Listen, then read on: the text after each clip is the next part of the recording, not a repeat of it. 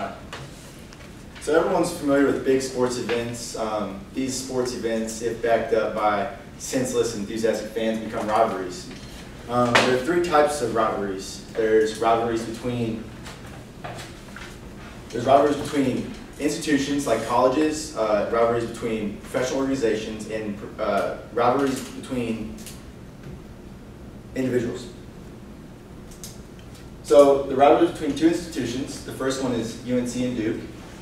Two basketball teams 8 miles down the road. Tobacco Road is the name of the road. UNC is a public school, Duke's a private school. The educations are both very good, so they're not only rivalries on the basketball court, but also in the classroom. And it goes back to 1920.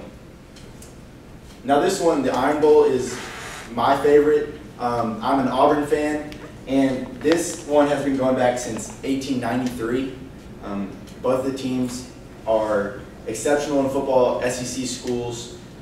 The rivalry was actually discontinued at one point because of the nastiness, just as Texas A&M and Texas was. And it was all because of a tie. It was a 6-6 tie, and no one could ever find out the outcome. And what's special about this rivalry is there's things that happen in this rivalry that don't happen in any other sport.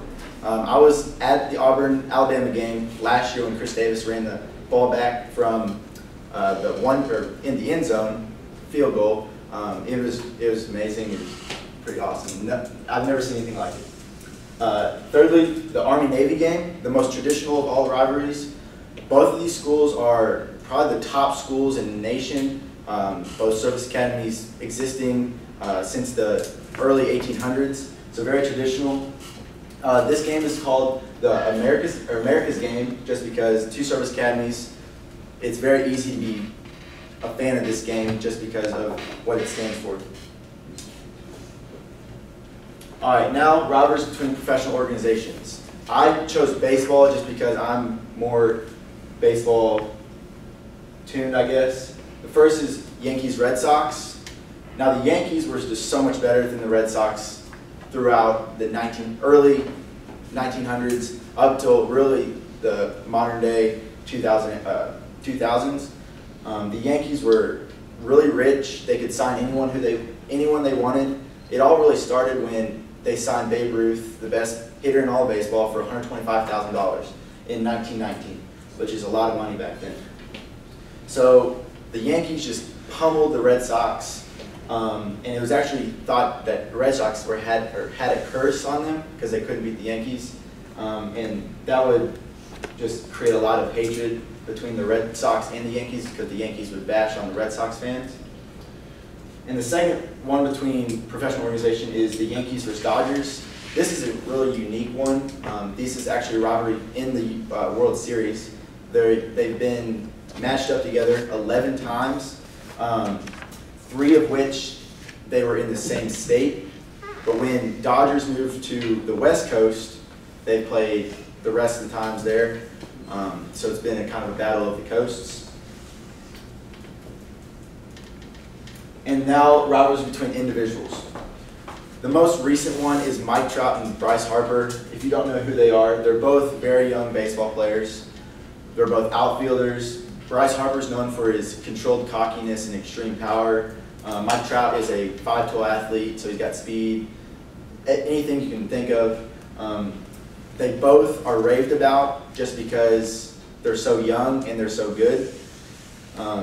But really what puts Trout over the edge is that he's been in the league longer, he's won more awards, but nonetheless, Bryce Harper is just as good. Oh, and I'll slide down. But the last one is Roger Federer versus Novak Djokovic, which is a tennis matchup.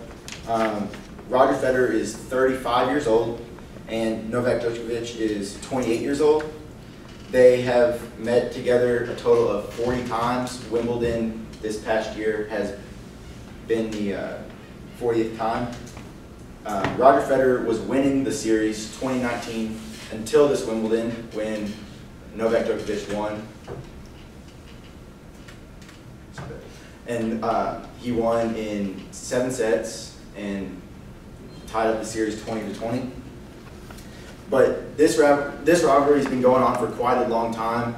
Djokovic has pursued Federer since he was very young and has kept Roger Federer from going down in his skill level and keeping up his peak.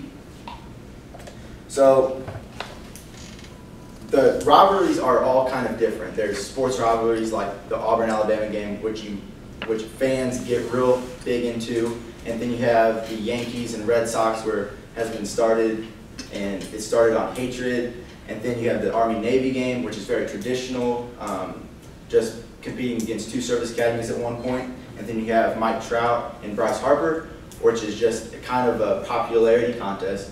And then with Roger Federer and Novak Djokovic.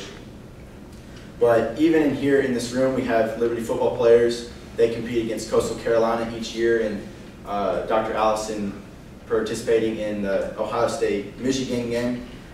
We all have our rivalries that we strive to participate in. But so, as you all know, many are popular, many are very young. Rivalries will probably never cease to exist just because they're so popular and they bring in such a good amount of money for the sports industry. So,